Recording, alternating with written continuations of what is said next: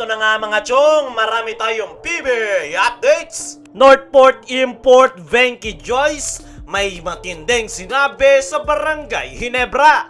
Barangay Ginebra, ready at deadly sa pabarating na PBA playoffs. Ito ngang Barangay Ginebra mga chong ay na-secured ang twice to beat advantage. Tinapos nga nila ang elimination round bilang number 3 sa team standings, kung saan makakatapat nga nila dyan ang Northport Batampier.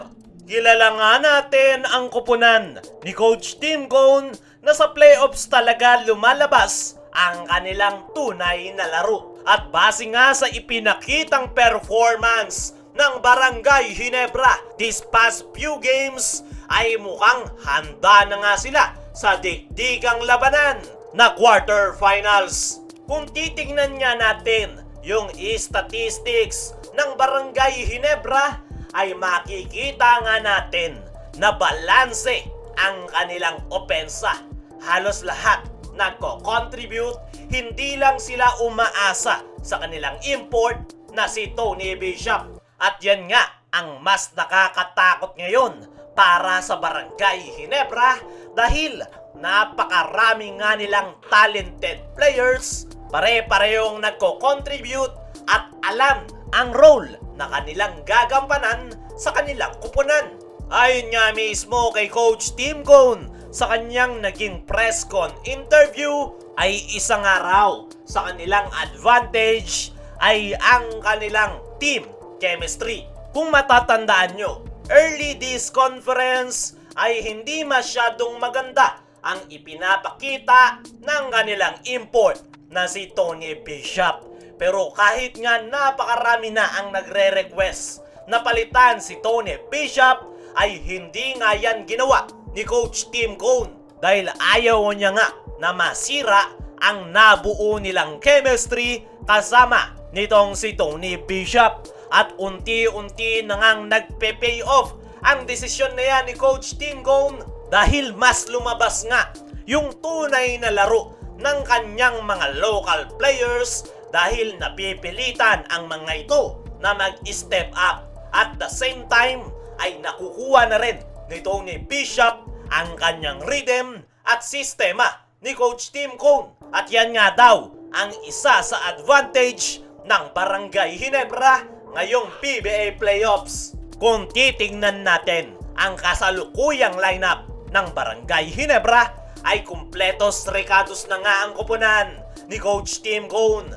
Halos lahat ng posisyon ay meron siyang maaasahan. At kapag ang lahat ng yan ay pumutok at uminit, ay deadly na Barangay Ginebra ang ating makikita ngayong quarterfinals. Naniniwala ko mga chong na ang ipinakitang performance ng Barangay Ginebra nitong elimination round ay malayo pa sa full potential ng kanilang koponan. At sa quarterfinals pa nga lang natin yan simulang makikita dahil dyan pa nga lang daw magsisimula ang tunay na laro. Marami pa ngang itinatagong bala at plays si Coach Tim Cone. Kaya naman nakakatakot makalaban ang Barangay Ginebra. Dumako naman tayo dito sa kabilang balita. Northport Import Venky Joyce may matinding sinabi sa Barangay Ginebra. Sa paparating nga na quarterfinals ay maghaharap itong Barangay Ginebra kontra Northport Batampier. Noong magtapat ang dalawang kupunan na yan sa elimination round ay Barangay Ginebra nga ang nakakuha ng panalo 103-93. Pero hindi nga naging madali para sa Barangay Ginebra ang pagkuha ng panalo. At ayon nga sa naging latest interview nitong Northport Import na si Venky Joyce ay excited nga ito na makalabang muli ang Barangay Ginebra. This time ay sa quarterfinals. Hindi nga daw nila iniisip na kailangan nilang talunin ng 2 beses ang Barangay Ginebra dahil ang tanging focus nga lang daw nila ngayon ay makuha ang panalo kahit ano pa ang mangyari.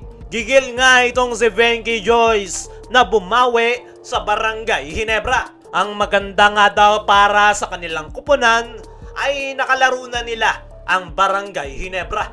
At this time nga daw ay alam na nila kung paano at anong klase ang laro ng Barangay Ginebra.